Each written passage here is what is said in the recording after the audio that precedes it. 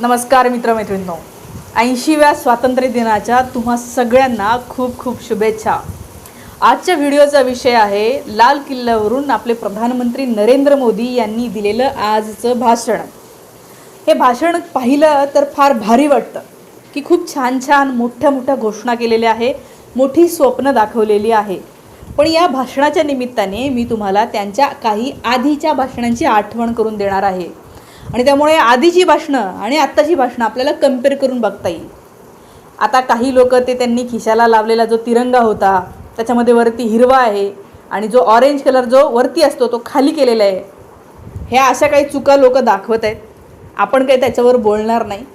खरं तर प्रधानमंत्री आहेत ते आणि त्यांचा ते काय घालणार आहेत ते डिझाईन करणाऱ्या लोकांनी असा विचार करायला पाहिजे होता. पण ते राहू देऊया. प्रधानमंत्री साहेब आपले काय काय बोलले त्याच्यापैकी काही गोष्टी त्यांनी आपल्या मित्रासाठी बोललेल्या आहे. त्यांचे मित्र कोण तुम्हाला माहिती आहे? अडाणी आणि अंबानी. त्या कोणत्या आणि त्यांना हे काय पोहोचवू शकत आहे, काय फायदा पोहोचवणार आहे ते सुद्धा बघूया. तर आपले साहेब मस्त एकदम तयारी करून आले. लाल फेटा त्यांनी घातलेला होता, छान जॅकेट होतं आणि व्हाईट कलरचा ड्रेस होता. त्याच्यानंतर त्यांनी भाषणाला सुरुवात केली. आज लाल किल्ल्यावरून वंदे मातरम पूर्ण जे आहे ते म्हटलं गेलं. ही एक चांगली गोष्ट झाली कारण की तसा त्यांनी कायदा आत्ता आणलेला होता.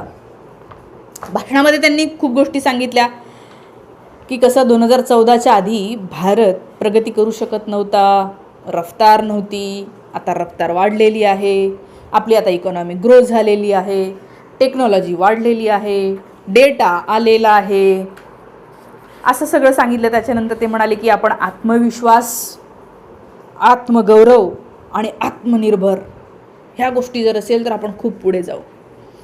त्यानंतर त्यांनी ज्या आहेत त्या काही गोष्टी सांगितल्या, त्या म्हणजे आपल्याला आत्मनिर्भर व्हायचं आहे, म्हणजे आपल्याला या देशात तयार होणारा मालच वापरायचा आहे, बाहेरच्या देशातला माल खरेदी करायचा नाही आहे. हे ऐकायला खूप चांगलं वाटतं ना. पण याच्या आधीची जर का तुम्ही भाषणं बघितली तर त्या सगळ्या भाषणांमध्ये सेम सूर आहे. आत्मनिर्भर भारत, आपल्याला आपल्या देशात तयार होणारं वापरायचं आहे. फक्त भाजपच्या काही नेत्यांचे जर तुम्ही पाहिले, स्वतः नरेंद्र मोदीसुद्धा, त्यांचा गॉगल विदेशी कंपनीचा असतो, त्यांचं हातातलं घड्याळ विदेशी कंपनीचं, त्यांचे शूज विदेशी कंपनीचे, एवढ्या सगळ्या गोष्टी त्यांच्याच विदेशी कंपनीच्या असतात. त्या कंगना रनौत तिची बॅग तर प्रत्येक वेळेला विदेशी कंपनीची असते. तो दुबे, प्रत्येकाचे यांचे एवढे ब्रँड भारी भारी बाहेरच्या देशातले हे वापरतात. तर थोडक्यात हे जे सांगतात ते करतात का? त्यांनी आता अजून एक सांगितलं की आपण विद्यार्थ्यांना AIचं ट्रेनिंग देणार आहोत. तर जगभरात सगळेच देश AIचं ट्रेनिंग देत आहेत विद्यार्थ्यांना. तुम्ही पहिल्या भाषणाला म्हणजे यांनी 2014ला जे भाषण दिलेलं होतं ना, ते भाषण मला आठवलं अजूनही. म्हणजे या ज्या मोठ्या मोठ्या घोषणा आजच्या पाहिल्या ना, तर 2014ला जेव्हा ते पहिल्यांदा प्रधानमंत्री झाले होते आणि लाल किल्ल्यावरून त्यांनी जे भाषण केलेलं होतं, त्या भाषणामधल्या ज्या ज्या घोषणा त्यांनी केलेल्या होत्या त्यातल्या कोणत्याही घोषणा पूर्ण झालेल्या नाही आहे. आणि हे मी तुम्हाला गॅरंटीनी सांगते. कोणती घोषणा आहे जी त्यांनी दिलेली होती आणि ती एकदम 100% तंतोतंत पूर्ण झाली? काही गोष्टी सांगितल्या नाही तर तुम्हाला शॉक होईल. त्यांनी पहिल्या भाषणात सांगितलं होतं की आपण संसद आदर्श ग्राम योजना आणणार आहोत.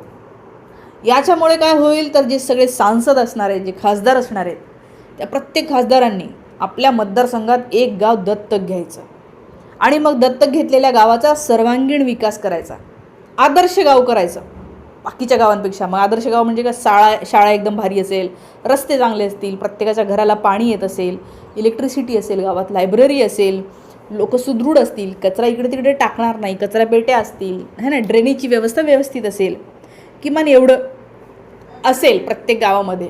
असे आदर्श ग्राम प्रत्येक खासदारांनी एका वर्षी म्हणजे 5 वर्षात 5 गावं प्रत्येक खासदार तयार करणार. विचार करा, 550 खासदारांनी एका वर्षात 550 गावं व्हायला पाहिजे. आणि त्याच्यानंतर पुढच्या 5 वर्षामध्ये किती होतात? जवळपास 2500पेक्षा जास्त गावं आत्तापर्यंत आदर्श व्हायला पाहिजे होती फक्त 5च वर्षात. आता तर 12 वर्ष झाले. 5,000 तरी गावं पाहिजे होती की जी आदर्श झाली.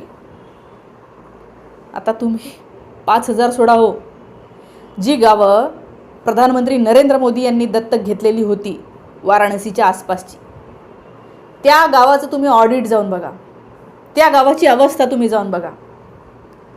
तुमचं तरी गाव चांगलं असेल, त्या गावाची अशी अवस्था आहे. म्हणजे नुसतं डिक्लेअर केलं प्रधानमंत्र्यांनी दत्तक घेतलेलं गाव. एका गावामध्ये तर काय केलं, आदर्श करण्याच्या नादात फक्त एका ठिकाणी पुतळा बसवलाय, बाबासाहेबांचा पुतळा. म्हणजे ही योजना जी आहे ती नुसती लाल किल्ल्यावरून घोषणा केली, लोकांना ऐकून भारी वाटलं, इव्हन मला सुद्धा ऐकून भारी वाटलं होतं की वाव, म्हणजे 5 वर्षात 2,500 देशातली आपल्या गावं अशी असतील की जी खरोखर मॉडेल असतील, आदर्श असतील. 2,500 सोडून द्या हो, 2 तरी गावं झाली आहेत का प्रधानमंत्र्यांची? नुसता पुतळा बसवणं म्हणजे हे आहे का? आणि म्हणून मग लाल किल्ल्यावरून हे जे बोलतात त्याच्यावर डाऊट घेतला पाहिजे असं वाटतं. आणि या 10 वर्षात त्यांनी ज्या ज्या भाषणांमध्ये घोषणा केल्या त्याचा मी अभ्यास केला. त्या अभ्यासावरून मला तर एक कळलेलं आहे की यांनी घोषणा केली की पहिल्यांदा काय घ्यायचं, डाऊट घ्यायचा. लक्षात ठेवा, यांनी काही घोषणा केली यांच्या पक्षातल्या लोकांनी की पहिल्यांदा काय घ्यायचं, डाऊट घ्यायचा. कारण ते नॉर्मल लोकांसारखं बोलत नाही की आपण प्रयत्न करू देशाला चांगलं करण्याचा. नाही नाही, ते म्हणतात असंच करणार आपण. आता स्वप्न दिले 2047चं. म्हणजे भावांनो, तुम्ही असणार की नसणार माहिती नाही, तो माणूसही नसेल, तुम्ही विचारायला जाऊ शकत नाही का 47ला तू भारताला हे करणार होता, काय केलं बाबू? नाही, हे सगळं बघता मला तर असं वाटतं 2047ला देश पुन्हा एकदा या देशातल्या काही कंपन्यांच्या हातात जाऊ शकतो, एवढं आहे.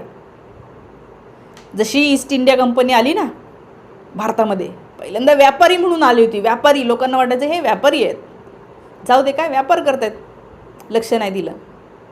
त्या ईस्ट इंडिया कंपनीने कब्जा केला आणि पूर्ण ब्रिटिशांची सत्ता या देशावर आली. आजही काही लोकांना असं वाटतं की अदानी अंबानी काय व्यापारी आहेत ना, होऊ दे ना, मोठे झाले तर हे देशावर कब्जा करू शकतात. तुम्ही बघा ह्या जागा किती घेत आहेत. महाराष्ट्रातल्या केवढ्या जागा घेतलेल्या आहेत या कंपन्यांनी. तेलावर तुमचा पूर्ण अदानीचा कंट्रोल आहे, अंबानीचा कंट्रोल आहे. पोर्ट्सवर सगळा अदानीचा कंट्रोल आहे. एअरपोर्टवर कोणाचा कंट्रोल आहे. ॲग्रिकल्चरवर पण त्यांना कंट्रोल घ्यायचा होता. म्हणजे असं करत हे व्यापारी 2047ला देशाच्या याच्यावर चढवायसाठी यांनी हे घोषणा केलेली आहे का? कारण आधीच्या तुमच्या घोषणांचं काय झालं हे आम्ही पाहिलंय. त्यानंतर पहिल्या भाषणामध्ये अजून एक घोषणा केली होती त्यांनी, मला आठवते, भारताला स्वच्छ करायचं आहे आपल्याला.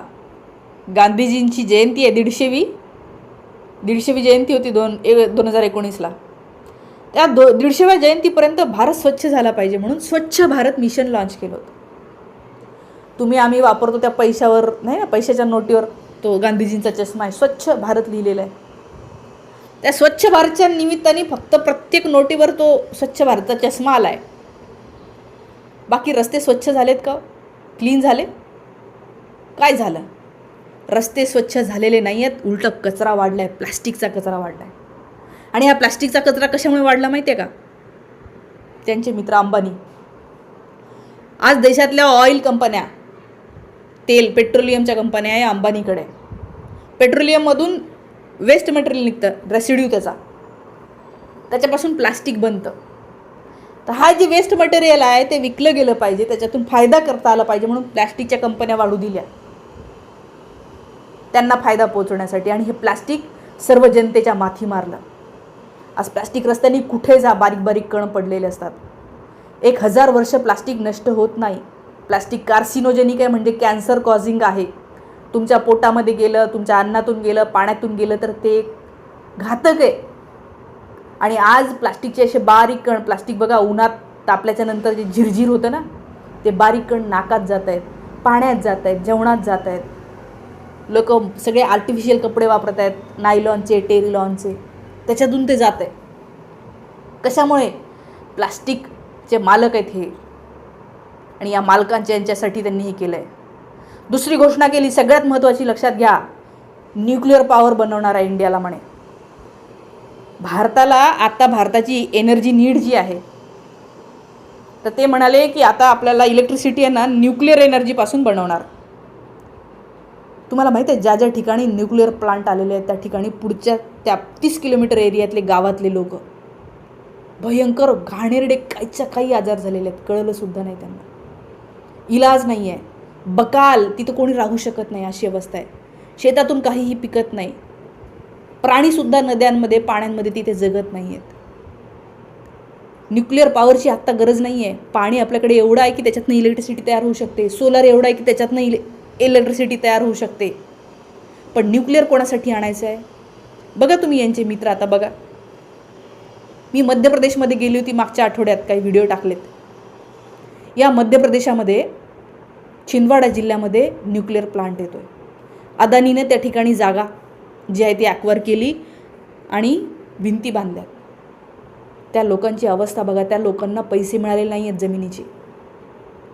1 एकराला बाजारात भाव आहे 19 लाख, यांना मिळतोय 2 लाख आणि 4 लाख. म्हणजे अदानीचा तर फायदा होतोच, पण जनतेचं नुकसान होतं आहे. आणि हे असा फायदा करून करून करून या देशातल्या जमिनी हा माणूस विकत घेतोय आणि हा भारत जो आहे तो पोखरला जातोय. त्यामुळे लाल किल्ल्यावरून जे भाषण दिलं त्याच्यामधले धोकेसुद्धा ओळखा. बाकी आज स्वातंत्र्य दिवस आहे, आपण सगळ्यांनी आनंद मनवूयाच. पण या देशावर वाकड्या नजरेने बघणारे इथले लोक असतील, बाहेरचे असतील, त्यांना पण आपण लक्षात ठेवूया आणि त्यांच्यासोबत लढत राहूया. मी त्याच्यासाठीच काम करते. या सगळ्याबद्दलच्या तुमच्या प्रतिक्रिया कमेंट करून मला नक्की सांगा. थांबते. Thank you so much.